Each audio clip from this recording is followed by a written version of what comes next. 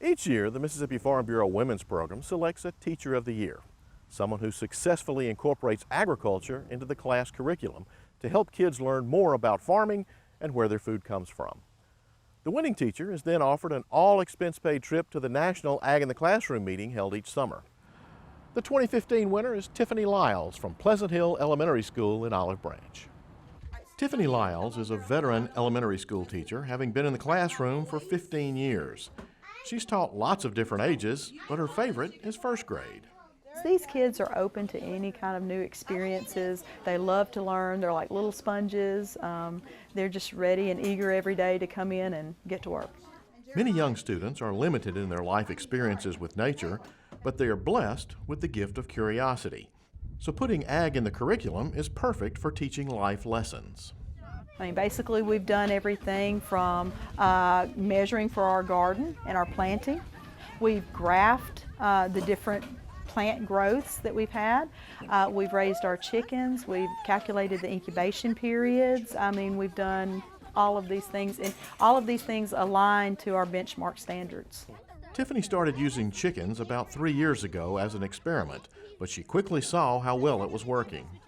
As I saw that we were using the chickens to kind of journal write and experience these things, I saw how excited the kids were about it, and I saw the growth in their writing. It's a true life experience, they absolutely love to write about it, and they're excited about writing. And I had just never seen that before using any, kind of reading program or writing program. It's just the excitement's there every day. There are 2 roosters and 4 hens. All of them use their legs to stretch. The chickens have a lot of fun in the chicken coop. We took a picture yesterday. It looks like a barn house. The sloughs painted the barn house. It has a barn in the back and it is large in the front. And what were y'all learning about the roosters? That if you hold it too tight, it will dig into your shirt and scratch your wrist. Did it get you? Yes. The class has 1 rooster named Elvis, 3 hens, and 6 chicks that are growing quickly. They've all been raised right here at the school. Those are actually our 3rd generation of chickens. We hatch the eggs. We have our little rooster Elvis out there. We get our eggs and we bring them in. This year we brought in 6 eggs, or 7 eggs actually, to practice, and 6 of those 7 hatched. And those were the little chicks that you saw out there. And that will be our next generation, and they'll lay our eggs for next year. They also talk about eggs that have been laid and whether they are eating eggs or hatching eggs. Hatcher or no hatcher? Raise your hand for hatcher. Raise your hand for no hatcher. All right, good. All right, Braylon, why do you think this is a no hatcher? Because it really doesn't have any dark spots. It doesn't, and all that we can see is this little just shadow clear. is It's the clear. yolk, and what's the clear? The albumin. The albumin. So I think this one may be a non-hatcher. Then, as a reward for good behavior, they scramble up some of the eating eggs and serve them to the class. What do you think about them? Are we good chefs or not? Yeah. In addition to the chickens, the kids also get to work in the garden.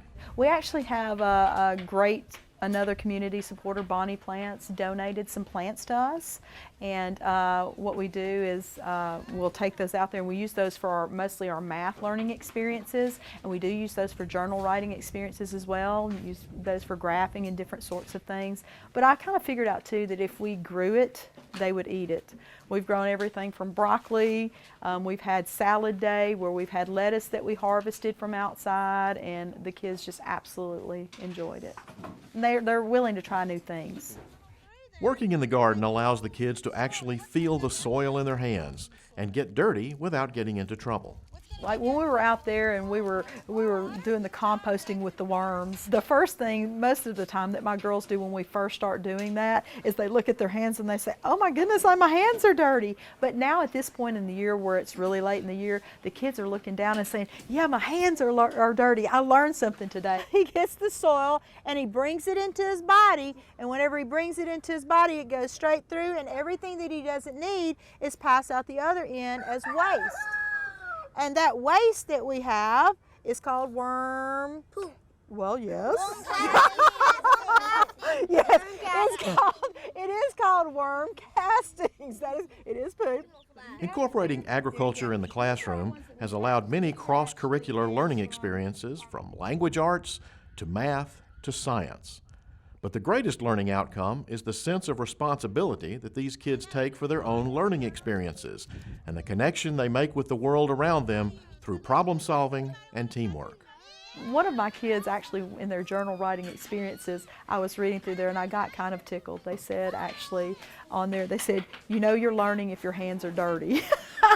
So I just got the biggest kick out of that. But really it's true. That's the product of their work and they're just so excited about it.